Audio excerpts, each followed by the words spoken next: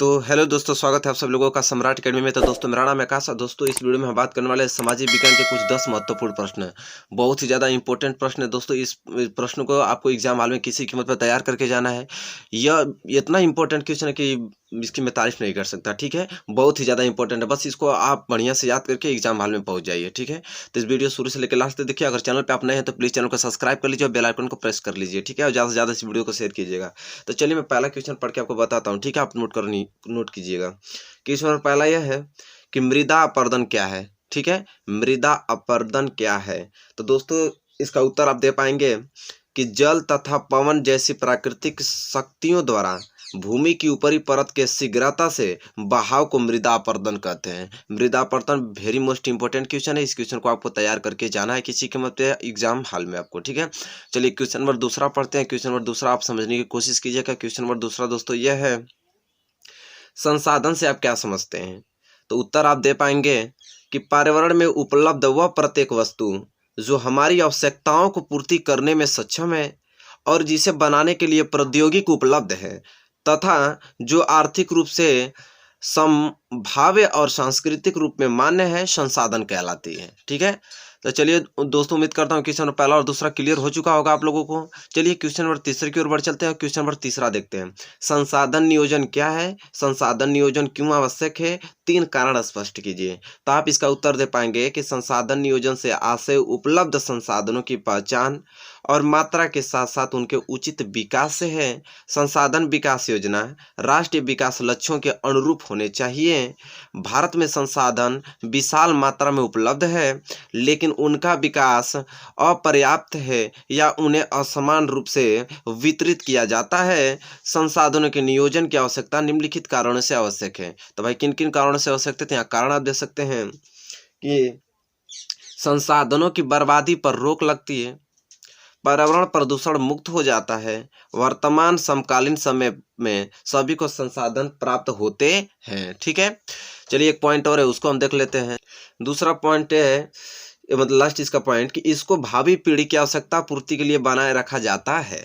ठीक है, तो क्वेश्चन नंबर तीसरा आप लोगों को बेहद अच्छे तरीके से समझ में आ गया होगा, क्लियर भी हो चुका होगा और उम्मीद करता हूँ नोट भी कर लिए होंगे आप लोग। ठीक है, क्वेश्चन नंबर चौथा देखिए। क्वेश्चन चौथा वेरी मोस्ट इंपॉर्टेंट क्वेश्चन है कि गंगा के डेल्टाई भागों में किस प्रकार के वन पाए जाते हैं। उत्तर आप इसका दे पाएंगे कि गंगा के डेल्टाई भागों में ज्वारीय वन पाए जाते हैं। पश्चिम बंगाल में स्थित सुंदरवन डेल्टा इसके लिए सुप्रसिद्ध है। सुंदरवन डेल्टा में सुंदरी नामक मेघराव वृक्ष पाए जाते हैं। ये क्वेश्चन नंबर चौथा का आंसर है। चलिए क्वेश्चन नंबर पांचवा का देखते हैं। क्वेश्चन नंबर पांचवा वेरी मोस्ट इंपॉर्टेंट क्वेश्चन है। क्वेश्चन नंबर पांचवा पढ़ते हैं, समझने की कोशिश करते हैं कि दामोदर घाटी परियोजना के 3 लाभों का उल्लेख कीजिए। देखिए वेरी मोस्ट इंपॉर्टेंट क्वेश्चन है, तो इसका उत्तर दे पाएंगे आप कि दामोदर घाटी परियोजना के 3 लाभ निम्नलिखित हैं। तो भाई कौन कौन से 3 लाभ हैं, तो चलिए यहाँ पे हम दिखाता हूँ आप लोगों को। इस परियोजना के कारण पश्चिम बंगाल बाढ़ मुक्त हुआ है। इसके अतिरिक्त बाढ़ से होने वाली मृदा लक्षण भूमि लक्षण की समस्या से भी मुक्ति मिली है। ये पहला लक्षण हुआ इसका। दूसरा लक्षण है, इस परियोजना से लगभग 6,600 मेगावाट विद्युत उत्पन्न की जा रही है, जिसका उपयोग झारखंड एवं पश्चिम बंगाल के औद्योगिक क्षेत्रों को विद्युत आपूर्ति के लिए किया जा रहा है। अब तीसरा लक्षण यहाँ पे देख पाएंगे आप, इस परियोजना के द्वारा पश्चिम बंगाल एवं झारखंड में 74 लाख हेक्टेयर भूमि पर सिंचाई की जा रही है, जिससे खाद्यान्नों एवं जूट का अतिरिक्त उत्पादन हो रहा है। तो ये 3 कारण पूछा था, ये 3 कारण यहाँ पे आप लोग दे सकते हैं बहुत आसानी से। तो इस क्वेश्चन को स्क्रीनशॉट ले सकते हैं। दामोदर घाटी परियोजना के 3 लक्षण लाभ का उल्लेख कीजिए। तो दोस्तों, उम्मीद करता हूँ कि क्वेश्चन नंबर 5 आप लोगों को क्लियर हो चुका होगा। चलिए क्वेश्चन नंबर 6वें की ओर बढ़ चलते हैं। दोस्तों, क्वेश्चन नंबर 6वां यह है, बहुत ज़्यादा इंपॉर्टेंट भी है, कि भारत में हरित क्रांति को सफल बनाने के लिए कोई 2 उपाय सुझाइए। भारत में हरित क्रांति को सफल बनाने के लिए कोई 2 उपाय सुझाइए। तो आप उत्तर दे पाएंगे कि भारत में हरित क्रांति को सफल बनाने के 2 उपाय निम्नलिखित हैं। तो कौन कौन 2 उपाय आप दे सकते हैं? किसानों को उन्नत बीज तथा उर्वरक सस्ते मूल्य पर मिलने चाहिए, और दूसरा लिखना आप लोगों को, उपज का पर्याप्त मूल्य मिले तथा उसके भंडारण की व्यवस्था होनी चाहिए। ठीक है, ये इसके 2 उपाय हैं। तो चलिए क्वेश्चन नंबर 6वां क्लियर हो चुका होगा। क्वेश्चन नंबर 7वें की ओर बढ़ चलते हैं। और क्वेश्चन नंबर 7वां देखिए वेरी मोस्ट इंपॉर्टेंट क्वेश्चन है दोस्तों। तो क्वेश्चन नंबर 7वां यह है कि भारतीय कृषि की कोई 3 विशेषताएं लिखिए। भारतीय कृषि की कोई 3 विशेषताएं लिखिए। तो दोस्तों आप इसका उत्तर दे पाएंगे कि भारतीय कृषि की 3 प्रमुख विशेषताएं निम्नलिखित हैं। तो कौन कौन सी 3 विशेषताएं हैं, तो यहाँ पे मैं आपको बताता हूँ। पहला है कि भारत में कृषि कार्य जीविकोपार्जन के उद्देश्य से किया जाता है, आर्थिक विकास में भी इसकी भूमिका महत्वपूर्ण है। और दूसरा आपको लिखना इसका उद्देश्य कि दूसरा विशेषता लिखेंगे इसके कि कुल कृषि भूमि के 72% भाग पर खाद्यान्न फसलों तथा 28% भाग पर व्यापारिक फसलें उगाई जाती है।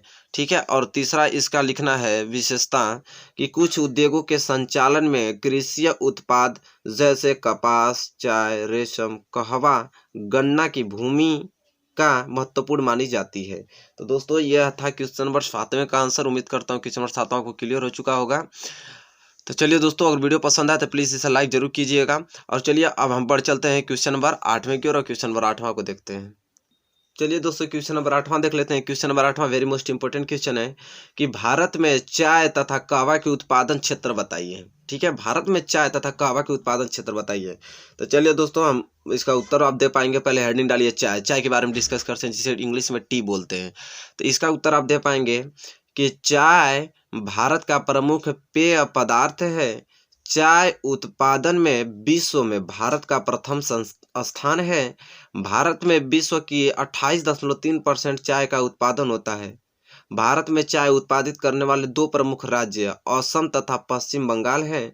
इसके अन्य उत्पादक राज्यों में केरल, तमिलनाडु, हिमाचल प्रदेश और उत्तराखंड, मेघालय, आंध्र प्रदेश और त्रिपुरा है। तो दोस्तों यह चाय के बारे में हो गया। ठीक है, कि कितना % चाय पाया जाता है। भारत में पहला स्थान है चाय का। और कौन से राज्यों में चाय उत्पादन होता है। ठीक है, ये सारी डिस्कस हो गया। अब कहवा के बारे में देखते हैं। अब हेडिंग डालेंगे आप लोग कहवा। अब कहवा के बारे में हम लोग पढ़ेंगे। यहाँ पे कहवा की देंगे आप कि कहवा या कॉफी, देखो कहवा को कॉफी बोलते हैं। कहवा या कॉफी एक उष्णकटिबंधीय रोपड़ कृषि की फसल है। कॉफी की 3 किस्में पाई जाती हैं। कौन कौन सी? तो अरेबिका, रोबस्ता एवं लाइबेरिका।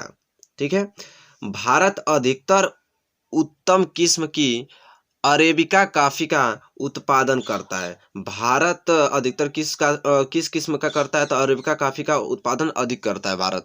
अब हेडिंग आपको लास्ट डाल देनी है इसमें कि भारत के कहवा उत्पादन क्षेत्र। भारत में कहवा उत्पादन क्षेत्र कौन कौन से राज्य हैं? तो भारत में कहवे का उत्पादन कर्नाटक आपका है, केरल आपका है, तमिलनाडु वह आंध्र प्रदेश राज्यों में अधिक होता है। ठीक है, तो दोस्तों यह था क्वेश्चन हमारा 8वां, जो कि वेरी मोस्ट इंपॉर्टेंट क्वेश्चन था, जिसे आप लोग नोट कर चुके होंगे और याद करने का प्रयास भी कर रहे होंगे। अब हम लोग बढ़ चलते हैं क्वेश्चन नंबर 9 के, और क्वेश्चन नंबर 9 को देखते हैं। क्वेश्चन नंबर 9 पढ़िए। देखिए यह है कि भारत में हरित क्रांति की किन्हीं 3 विशेषताओं का वर्णन कीजिए। देखिए वेरी मोस्ट इंपोर्टेंट, मैंने घेर दिया हूँ, बहुत मोस्ट इंपोर्टेंट क्वेश्चन है कि भारत में हरित क्रांति की किन्हीं 3 विशेषताओं का वर्णन कीजिए। या तो आपको अथवा में देके पूछ सकता है इस तरह कि हरित क्रांति किसे कहते हैं, भारत में हरित क्रांति के कोई 2 लाभ बताइए। तो इसका मैं आपको उत्तर बताऊंगा, और उत्तर उसी प्रकार से आप लिखना है। तो देखिए 2 किस्म से पूछ रहा है ना, और एक किस्म से और पूछता है, इसको मैं बता देता हूँ। देखिए या तो आपसे इस प्रकार भी क्वेश्चन कर देता है कि हरित क्रांति किसे कहते हैं, हरित क्रांति की किन्हीं 2 विशेषताओं का वर्णन कीजिए। तो तीनों प्रश्नों को आपको याद होना चाहिए। किसी ढंग से पूछे आपको उत्तर यही देना है जो मैं आपको बताऊंगा। ठीक है, तो आप बहुत अच्छे से उत्तर इसका लिख पाएंगे। यहाँ पे उत्तर दोस्तों है इसका कि हरित क्रांति से तात्पर्य 1960 के दशक में खाद्य फसलों के ऐसे बीजों के विकास एवं उपयोग से है जिसके कारण इनके उत्पादन में आशातीत वृद्धि हुई है। इसके अंतर्गत कृषि में उन्नत बीजों, उर्वरकों तथा प्रौद्योगिकी का समावेश किया गया है। फिर आपको लिखना है हरित क्रांति के प्रमुख विशेषताओं या लाभ निम्नलिखित है। कौन से या लाभ निम्नलिखित है, तो वहाँ पे आप लिख पाएंगे यहाँ से अच्छे ढंग से। अधिक उत्पादकता वाले बीजों का प्रयोग, कृषि में रासायनिक उर्वरकों का प्रयोग, सिंचाई हेतु आधुनिक तकनीकों का प्रयोग और बहुफसलीय कार्यक्रम को प्रोत्साहन। तो यह इसके विशेषताएं या लाभ निम्नलिखित हैं। तो इसको आप लोग नोट कर सकते हैं। तो क्वेश्चन नंबर 9 था दोस्तों। तो क्वेश्चन नंबर 9 तीनों ढंग से पूछे, उसका उत्तर एक ही देना है। उम्मीद करता हूँ कि आपको समझ में हो गया होगा। चलिए क्वेश्चन नंबर 10 को बढ़ चलते हैं। क्वेश्चन नंबर 10 को पढ़ते हैं और समझने की कोशिश करते हैं। आप लोग नोट कीजिएगा। कि आग्नेय तथा कायांतरिक चट्टानों में खनिजों का निर्माण कैसे होता है। आग्नेय तथा कायान्तिक चट्टानों में खनिजों का निर्माण कैसे होता है, तो उत्तर आप दे पाएंगे। खनिज आग्नेय तथा कायान्तिक चट्टानों की दरारों, जोड़ों व भ्रंशों में मिलते हैं। खनिजों का छोटा जमाव सिराओं के रूप में तथा वृहत जमाव परत के रूप में होता है। जस्ता, तांबा, जिंक और सीसा आदि खनिजों का जमाव इन्हीं सिराओं में होता है। तो ये क्वेश्चन नंबर 10वां है दोस्तों इस वीडियो में मैंने 10 क्वेश्चन बताया जो इतने वेरी मोस्ट इंपॉर्टेंट क्वेश्चन है कि आपको क्या बताया जाए। बस इन क्वेश्चनों को आपको दोस्तों को बढ़िया से तैयार करके अपने दिमाग में कुछ इसके थॉट बैठा कर आपको एग्जाम हॉल में पहुंचना है और अपने दिमाग से इसको एक्सप्लेन कर देना है, ठीक है। फिर आपको फुल मार्क्स मिल जाएंगे। इसमें से 3-4 क्वेश्चन जो कॉमन है वो 100% पूछते हैं हर बार एग्जाम में। इसको किसी कीमत पर तैयार करके जाना। अगर वीडियो आपको अच्छी लगी हो दोस्तों तो प्लीज़ लाइक कीजिए और ज़्यादा से ज़्यादा शेयर कीजिए। चैनल पे आप नए हैं तो प्लीज़ चैनल को सब्सक्राइब कीजिए और बेल आइकन को प्रेस कर लीजिए, क्योंकि कोई भी मैं वीडियो अपलोड करूं सबसे पहले नोटिफिकेशन आप तक पहुंचे और आप इसकी बेहतरीन तैयारी कर सकें। तब तक के लिए दोस्तों धन्यवाद। मिलेंगे नेक्स्ट वीडियो में।